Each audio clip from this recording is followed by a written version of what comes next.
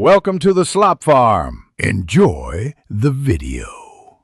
You start with administrative access, so make sure you can approve changes. Open Settings now with Win+I or Start, then go straight to System and Display.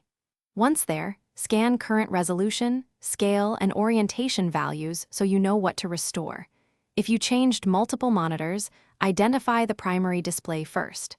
This first step puts you in the right pane to act. You'll use those controls immediately to revert or match recommended values in the next slide. Now adjust resolution back to the recommended setting and select the matching refresh rate under Advanced Display. Change scale to the recommended percent, typically 100% or 125%, and apply. Windows previews changes, so watch for clarity. For multiple monitors, pick each monitor and repeat these steps, then use Identify to confirm ordering. Once done, check Advanced Display Settings for HDR or color profile differences, and switch back to sRGB/default if colors look off. This prevents mismatched hues after resolution changes. Finish by clicking Keep Changes when the preview looks right, and restart if prompted to lock settings.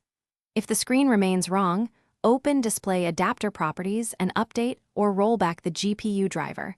Drivers often cause persistent issues. Make sure you also check cable connections and monitor input selection. If problems continue, boot into safe mode to reset to basic display drivers, then reinstall the latest manufacturer driver. This usually resolves stubborn mismatches. Thanks for watching. Consider subscribing if we helped you today.